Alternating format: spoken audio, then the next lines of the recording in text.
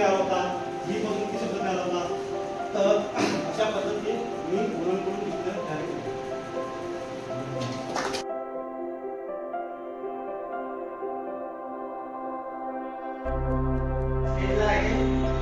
ही संख्या त्याच्यापेक्षा काय करायचे आहे, त्याच्यापेक्षा मोठी संख्या कोणती आहे, 10 मोठी संख्या म्हणून दोन्ही त्याला प्रश्न विचारायचे.